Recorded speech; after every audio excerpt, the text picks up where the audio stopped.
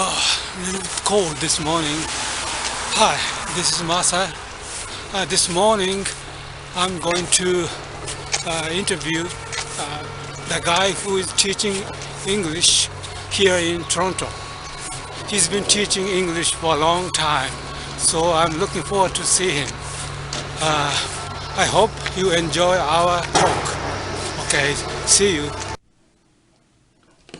Hi, my name is Brian. I'm a teacher here in Canada. I've been teaching since 1985. During that time, I taught in Japan for 2 years, a town called Himeji. I also taught for 18 years at a high school here in Toronto, and I was head of the English department there for 10 years. I taught at Seneca College in Toronto as well. That's a community college. I did that part-time for 31 years and just retired last year. And I also had my own school for 12 years. We just closed that in December. I'm kind of sliding into retirement now. Uh, okay, I heard that you went to Japan when you were younger. Hmm. So Yeah, I was in my early 20s. Mid-20s, yeah. is that the first time you taught English? No, I had taught English in Canada. Before that, I'd been doing tutoring for students at York University before that. Okay. Uh, so what's your impression of Japan when you were in Japan? I really enjoyed Japan. It was one of the better times of my life.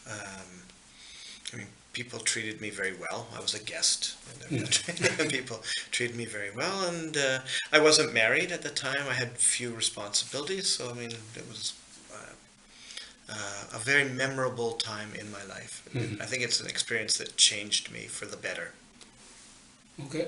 How about why did you chose Himeji? Is there any other possibility you are going to Japan, Tokyo? I can tell the whole story if you like. Actually, when I decided to go to Japan, at that time, this was back in the late 1980s, the internet was not a thing. So I went to the Japanese consulate in Toronto and was able to get a list of English schools in Japan. And I sent out physical mail letters to about 100 Wow. different schools in Japan with my resume and picture and everything. I only got replies back from about 10 of them. And of those 10, they all had basically the same answer, which was, when you get to Japan, call us. So I had no job. But I decided it doesn't matter, I want to do this. So I went to Japan on a tourist visa to begin with. And I arrived in Tokyo because I had no idea where I was going, but I knew I had a friend who was living in Tokyo. And I arrived on the Saturday night. On the Monday morning, I started to make my phone calls.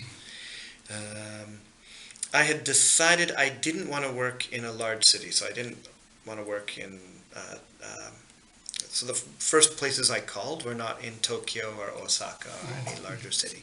Cities and I didn't know the names of the cities really. Just a small city. So the first one I called, they didn't need anybody. The second one hung up on me as soon as I spoke English. They hung up on me. And the third one was Himeji, and they wanted to know if I could start that afternoon. They really desperately needed somebody immediately.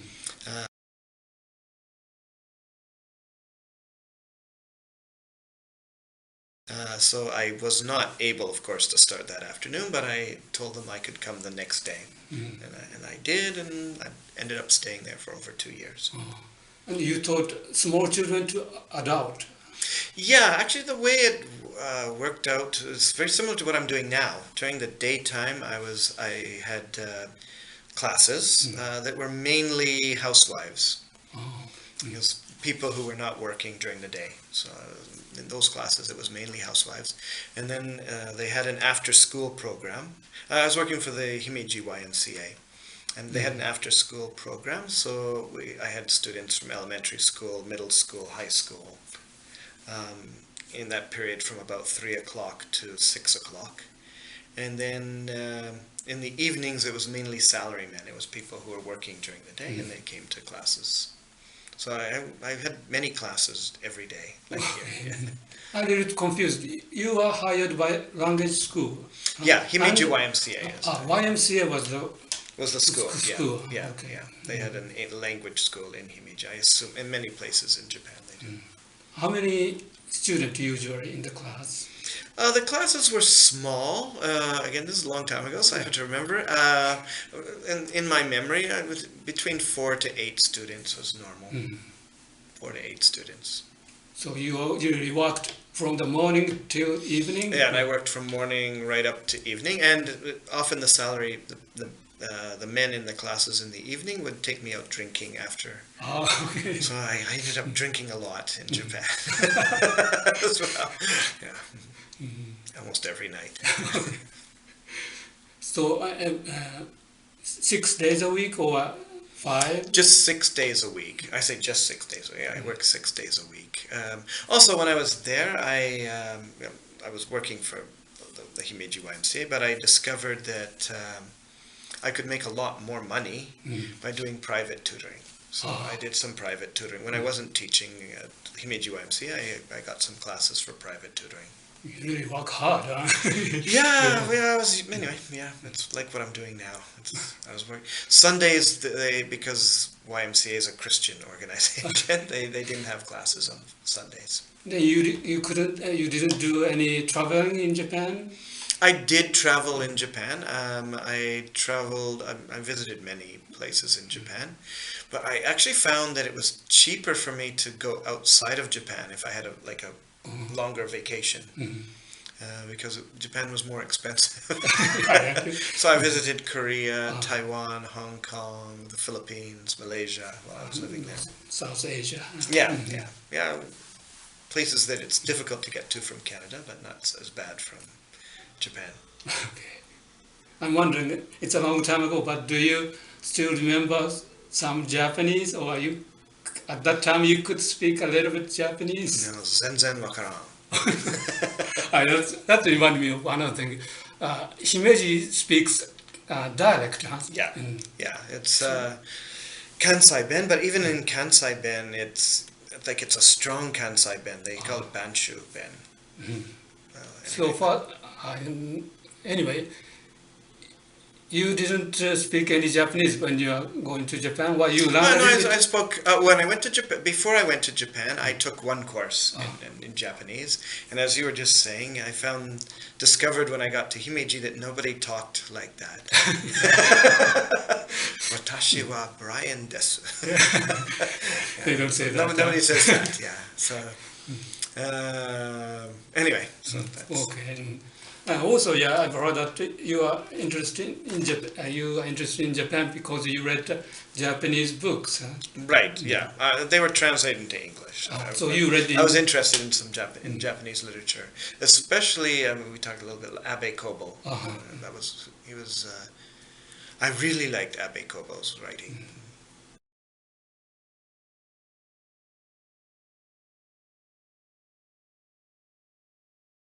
He was. I really liked Abe Kobo's writing. So, only the Abe Kobo? Is there any other name you can think of? Many others. Tanizaki. Junichiro. Tanizaki. Yeah. Who else? Murakami Ryu. Murakami Ryu.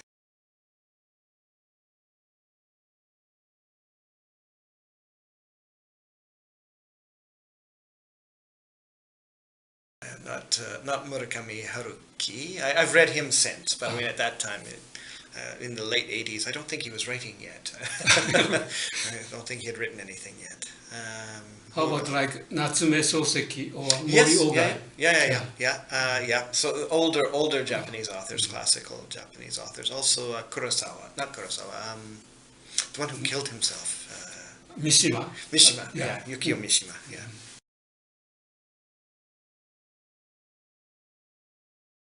Mishima, yeah, Yukio Mishima, yeah. But Mishima seems very popular in the West. Do you like him?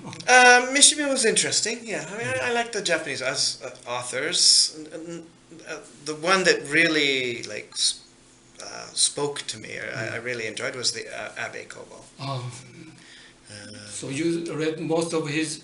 I read everything that he had written. Yeah, that was translated to English. Anything. A Woman of the Dune is very popular. Yeah. And did you see the movie? I've seen the movie as well. Yeah, yeah.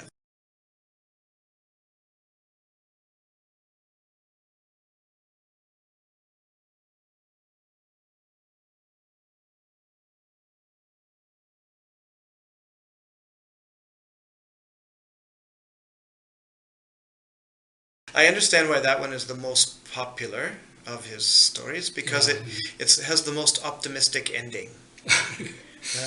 Most of his works talk about a search for identity, where a character is searching for who they are, who am I, and in the end they don't discover who they are.